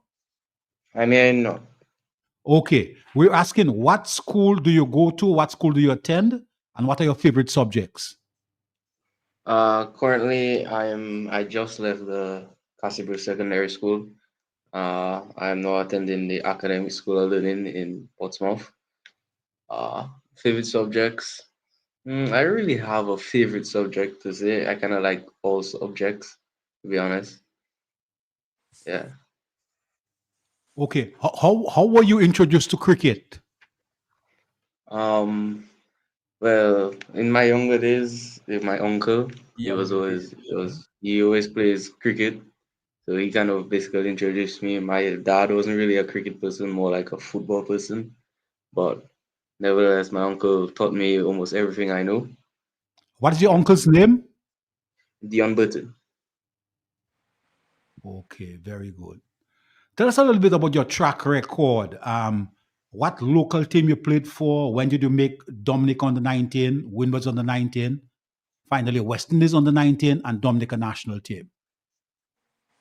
So in the under 13s, I actually made under 13 at 9 years. Believe it or not, I was very young. Could the pads fit you at 9 years? Huh? Could the pads fit you at 9 years? Yeah, they were kind of big, man. Well, and then I got picked in the under 15 when I was 11. Sadly, we had the COVID pandemic. I couldn't really capitalize, but when I was 13, I got picked to the under 15 Windwards team in Grenada. And then the next year, when I was 14, I got the 100 in the West Indies under 15 tournament, and that got me a pick on the under 17 Windwards. And at that age, I was 15, and then when I came back, I got picked to the Dominica's under 19 team at 15 years old. Then from then on, I scored a 50 in the tournament, and then got picked to the Windwards under 19.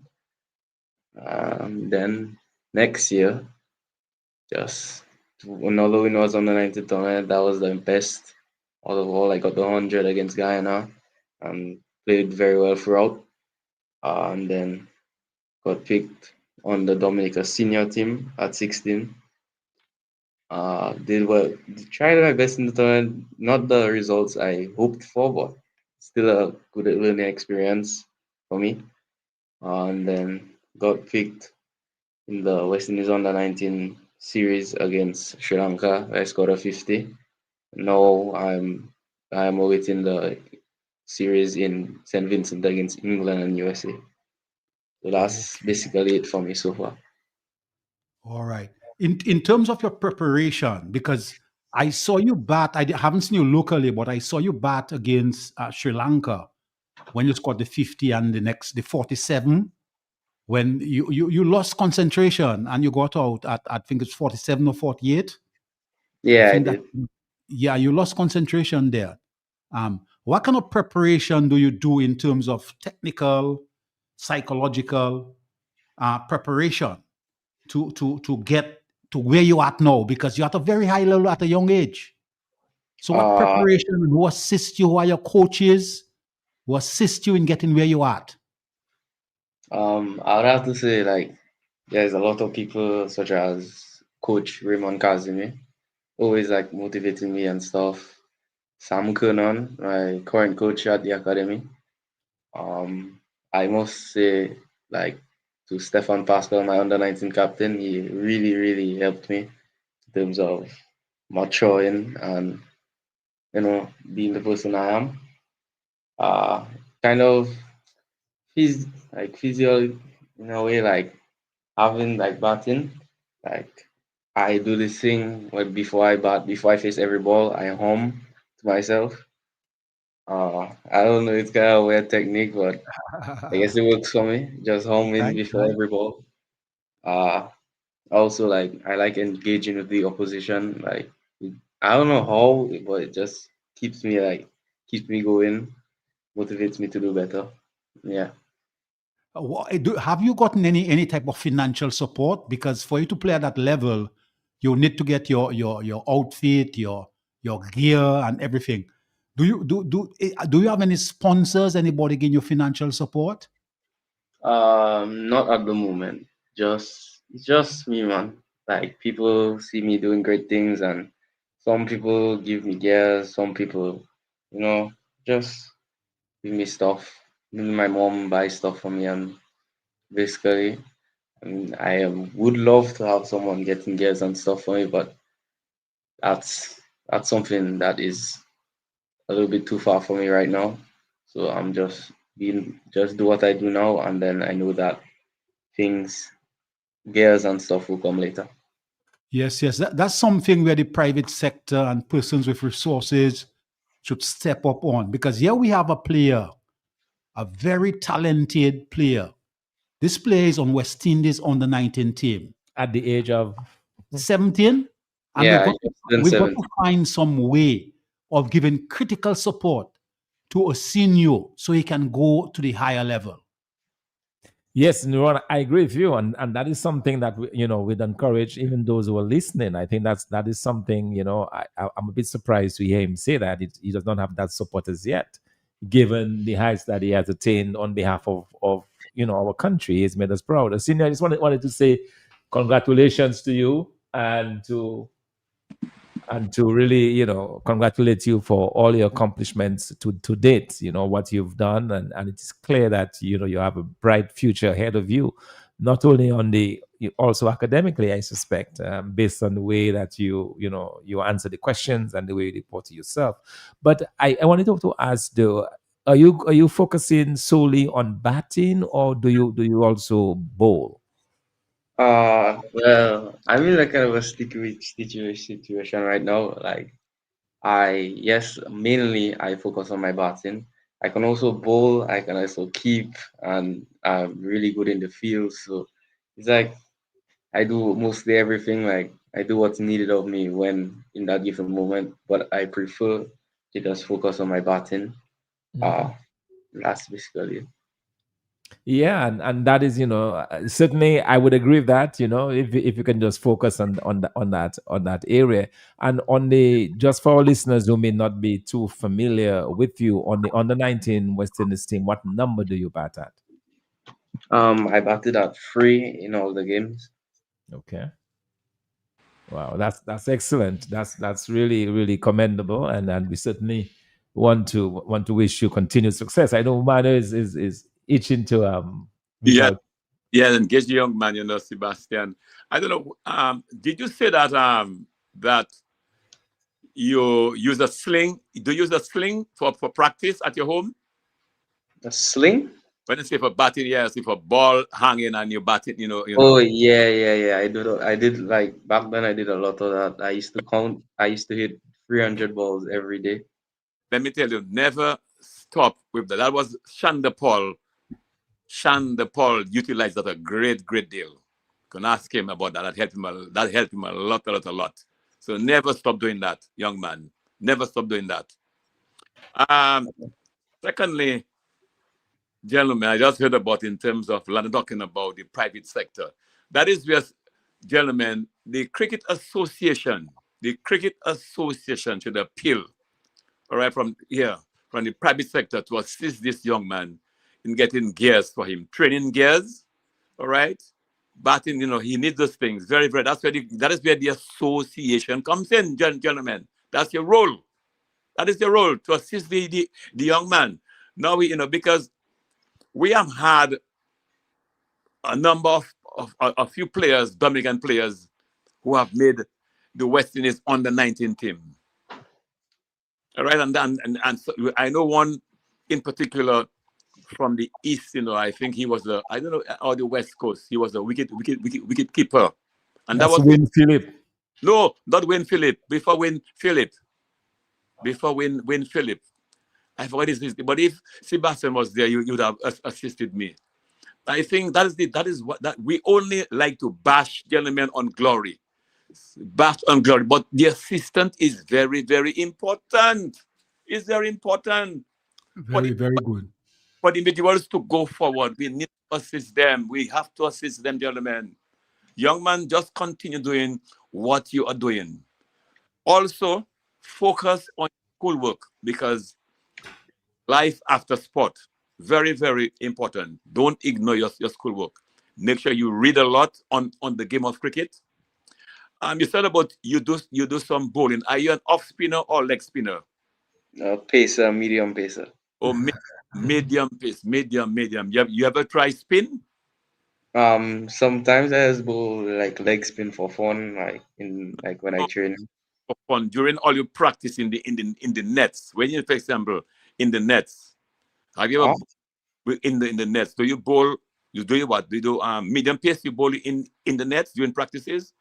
For the West Indies, I actually did both. Like I started with pace, and then towards the back end, I did some spin with the lower order batsman.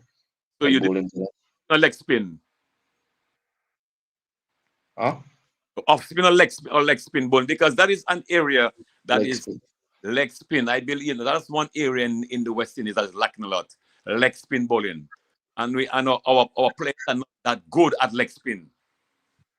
But Lobby, that's a good point. But I'll be making a suggestion a little later on, and he needs to focus on his strength, his technical strength. I know he's a batsman, a very good batsman. So you need to focus on that and supplementarily bring in the other areas. Sino, I want you to very quickly review the series against Sri Lanka and tell us what are the preparations are you going through for the tri-series against England and USA. Repeat, please. I would just review. You just came from a series against Sri Lanka where you scored a 50 and a 47. You got some other runs. But these were your two major scores, and you batted one down for the West Indies on the 19 team, which is very remarkable. So can you just review that series and preview your preparations for the next series coming up with Australia, with United States and England? So in the Sri Lanka series, all around it was a very good series. To be honest, I could have gotten more runs than I ended up with, but such is life, and I just have to train and bounce back. Series was great. It was like a very good learning experience for me. It was the only time, that was the first time I played for like a West Indies team, and the way they carry themselves, it's very, very good. Like it's a very good experience for me. Preparation for the England and USA series. What sometimes I do personally, I watch like a lot of videos like this. Well, for the under 19, we played against USA 1 and USA 2's the USA 2. So we kind of know what some of their players are like. So for England, I watched they had a 50 over series against India. I looked at that, looked at the bowlers, looked at the batsmen, just looking around and at home, going to training a lot. Preparation, work on my weaknesses, work on my strengths, and be the best player I can before the series. Question. That's very good that you're paying attention to technology. That's very good. That's where the cricket is now, mind game. Yeah. And understanding what you're going to come up against when you're going to come up against who. Who are your superstars? Who are the persons that you aspire to be? When you look at cricket now, who are the persons that are most impressive to you? Well, for me, there's two people. One from West Indies. I look up a lot to Kavem Hodge. He's also my cousin. Okay. He came from same territory with you, yes? I do train with him. You train with him. You do some work with him. Yeah, on Mondays, Wednesdays at the Academy of Sam. And also I look for, I don't know if you know this player, but he's from Australia. His name is Marnus Labuschagne. Labuschagne, yes, I know Labuschagne. Yes. Yeah, I just like the way he bats, and I look up to him a lot. When you say you look up to him, in terms of you in particular, I'm looking at your cricket. You have spin, off spin, leg spin. How good are you playing off spin or leg spin bowling? Which leg spin bowling right now? I feel you can never be let's say master something. I do think I'm pretty good at it. Which one? Even if you're good at it, you still have to keep on working on it to get better and better. But in terms of because definitely I'm looking at what happening in the West Indies right now in the right spin, leg spin. I'm just looking at just the conclusion of the T20 right now, the T20, where off spin played a role. Off spin, or players get off spin bowling. Off spin. So, young man, I wish you all the best. Continue working very hard. As you said, I'm happy what you are doing. Looking at past players, looking at videos, very, very important. And keep on working hard. Especially one area I'm hoping. I know Hodge is a fitness freak. He loves to be fit. He likes his conditioning, and I'm hoping that area in sports in particular, you will take it up, listen to him, and it's very, because cricket is a tough game, which you know, and the fitter you are, is the more mentally prepared you will be. Very good. Yes. Esino, go ahead. Yes, Ron. I just wanted to say, even as we were discussing this, I'm just in touch right now via social media with a gentleman who says that he wants to assist Arsenio in getting the kit that he requires. A gentleman, he's based in London. He's listening to us right now, and he's willing to help out. So I'm very happy to say that. So we'll put him. We will put him in touch with a senior to find out what is required, and he says anything that he requires, he will be able to assist him with it. Very good, very good. Arsenio, we're very impressed with your expression, the way you talk, the way you're carrying yourself, so far your performances, and we hope that we can re-engage you again on Sports Wrap. Sports Wrap wishes you all the best. And I'm making an appeal to the Cricket Association. This is a critical time to put a management committee together for Arsenio. To have somebody, a technical person, a psychological person, somebody in academics, and somebody of a general nature to help him. Please, Dominica Cricket Association, put together that working group to help Arsenio Fountain to be the best that he can be. Thank you very much, Arsenio, and we'll be in contact with you. All the best, brother. Thank you very much. All right. Landa. Go ahead, Lobe. Yes, your concluding statement, you talk about you appealing to the Cricket Association. But I think that with Hodge, who got trained in Australia, went to Barbados, developed cricket in Barbados, I think he's a tremendous, resourceful person right now in the corner of this young man. I'm very happy that Hodge is there with him. Very good. Huh? Very good. We're managing the time, Low Black. Our program is very packed tonight, and we've got the next person online with us. We've got Kimura Ito, the son of Tronada Ito, the daughter of Tronada Ito, who's going to be talking to us about cricket, the Intermediate Cricket League in Dominica. Good night, Kimura. Hi, good evening to you, and of course, good evening to your listeners. First of all, can you just tell us about the format of the Intermediate Cricket League in Dominica, the playing locations, etc.? Okay, at present we have the Intermediate League ongoing. That league is in its fourth week as we speak.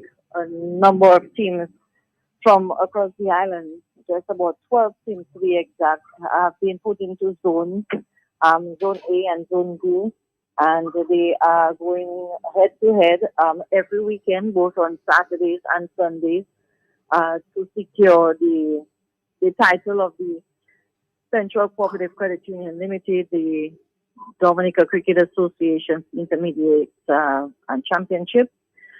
We have the venues being the Botanic Gardens, the Benjamin Park, as well as Geneva Playing Field. All games start time is at 10 o'clock, and games are in a 40 overs format. Very good. Do you have a general sponsor for that league? Is there a general sponsor? Yes, that is the Central Cooperative Credit Union, and we are thankful that they were able to come on board this year to be part of this intermediate league. Of course, the intermediate league offers the opportunity for players, not the premier players or like our national players, but other players. Maybe like yourself, if you are interested in playing. My days are over for that. I used to be a fast bowler. My days are over for that. I'm an old man now. You can play game soon. Or maybe any of your other co-hosts. Well, yes. In fact, I'm negotiating right now with a team to play for a team in the league. So you will very well see me very soon. Yes, and also we have the women partaking. Very good, very good. In the tournament. Are Yes, the so women playing for various men teams, or there's a separate women's team? No, the women are actually playing against the men's team. That was a decision taken by the Dominica Cricket Association to give the women some form of exposure and gain some experience and as well as training. Playing against the male team. What I can tell you that the women have already secured their first win. They secured their first win against Casual. So the women are doing fine. These are the ladies who have represented Dominica in the tournament earlier this year. And of course, the tournament is upcoming sometime next year. And they are looking forward to, bettering their performance sometime next year as well. Any outstanding players so far? Any outstanding players that you have identified so far, be it women or men? Oh, so what I can tell you is we have in Group A, we have Starlight, the Rubens Bakery Christians, KFC Summit Sports Club, the Lapwet Tigers, the cricket team, which is a new team coming up, Dubla, as well as the Jungle Bay Galio Hurricanes. In that group stage, Starlight are actually leading that group stage. They're followed by the Rubens Bakery Christians and then the KFC Summit. And for the Group B, in Group B, we have the Nachico Northern Stars Sports Club Casuals, the DCA Emerald Stars, which is the women's team, Gladiators Cricket Club, the Police Sports Club, and Kalinago Blasters. In that group staging, we have the Kalinago Blasters topping this group staging, followed by the Police Sports Club and Gladiators Cricket Club. And I can give you the information as to who maybe the top three in runs. Go ahead. We have Edmund Moranci from Starlight, already at 145 runs. We have Diony Roll from Blasters, Kalinago Blasters, with 119 runs, and Jason Lamos of the Police Sports Club with 104 runs. So there's stages. Well, I can give you the others who are on the point table, but I just decided to give you the top three in the runs category. We have the most wickets at the most wickets, Sylvester Mack of Starlight with 10 wickets thus far. Felix Etienne of Hurricanes with 10 wickets, and Joel Durand of the Kalinago Blasters with 7 wickets.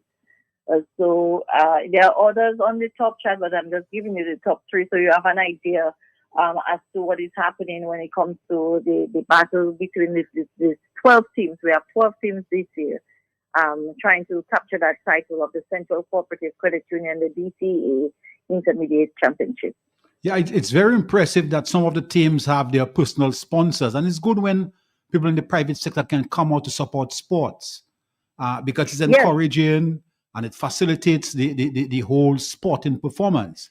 Additionally, I would encourage members of the public to go out. We've got quite a number of sports taken. We've got basketball, we've got the Kalinago League, we've got the Intermediate League. I'm appealing to the Dominican public to go out there and support our sportsmen, and at the same time, enjoy some wholesome entertainment. That's right. It's important that I think we have gone past the stage where we should be looking at sports as an extracurricular activity. I think at this present time, we should be looking at sports as building a career for young men and women as well. We have seen so many of our successful athletes doing well for themselves and taking up the whole idea of just using sports, no matter if it's cricket, if it's basketball, athletics, volleyball, whatever sporting arena that they're involved in, they're taking it up as a career. The business community as well should be coming forward, especially when you have teams coming from the different communities and there is an established business. I think they should at least invest in their athletes, invest in their sportsmen and women, help in the areas where there are fields available, where there are courts available, that you bring back the thing where we used to just go and play sports every day if we have to, not just on the weekends, but you really invest in your sporting communities. Very good. Kimora, are you by any chance on the female team, the female cricket team? Me? Yes. Well, the thing is, I played last year. Okay. I'm not a cricketer, but I played last year. But I am managing a team this year. Very good. I'm also a manager. I have managed the women's national team as well. I was Win was on the 19 manager. I have been assigned as the Win was on the 16 manager this time around. So I've made my mark in assisting, especially the young men and women in development of cricket, and of course the Dominica Cricket Association. It stands by, in future development of cricket here in Dominica, taking our cricket to further field. Yes, Kimora. I'm hearing about the intermediate cricket. What about the first division? What about the Premier League? What about what about the Premier League? Right, Lobby, she's not involved in the Premier League. I can answer. We had the Premier League earlier this year. We had that just before our national team was selected. If you are aware that the Premier League, it gives a footing for selection for our national players. As you're aware, our team went into St. Lucia to defend the title and became up runner-up. But we had just a few months ago, try to remember the exact month, but we had that a few months ago, the Premier League. So it's going to be in rotation. So hopefully sometime next year, we'll have the other Premier League division game going on. Excellent contribution, Kimora. We are coming to the end of our program. We hope that we can re-engage you in the future to update us on the Intermediate League. Thank you very much. A pleasant evening to you. Thank you very much for having me. And of course, I'm hoping to see some of our supporters of the local cricket to be at the ground this weekend and to just be part of the cricket in Grand Bay this weekend and the Botanic Garden. All right. Thank you very much. Well, Ron, thank you. I'm gonna put on my playing pads. I'm negotiating with a team right now to have some Sunday fun in the cricket. I hate to say it, but that's a team that got beaten by the women when they had their first win a couple of weeks ago. Ron, it's a pity we are about out of time, but I was hoping we'd have had at least some time to talk about the fact that the World Cup is going on. The Women's World Cup is going on, and West Indies is not participating. West Indies failed to make it. They played against Thailand to make up on run rate again so that they could outdo Bangladesh, but they came very close. They had to score 166 runs in 10 overs. They scored the runs, but in 11 overs. And unfortunately, they did not make it. Their net run rate was 0.063. And Sri Lanka was 0.064. So Sri Lanka beat them by 0.01. So it's not Sri Lanka, Bangladesh. So Bangladesh is in the 8. So eight teams are playing there in the Women's World Cup. And for the first time, we'll not see West Indies. Yeah. Something seriously is going wrong with West Indies cricket. And we hope when the connoisseur, Lockhart Sebastian, comes next week, we can have some time to discuss West Indies cricket. Good night, everybody. It was a pleasure. Emmanuel Loblack, a pleasure. Dr. Thompson Fountain, to present the Sports Wrap program to entertain our fans and friends. So let us continue doing the very remarkable work in presenting sports in Dominica. Thank you very much, everybody. Good night.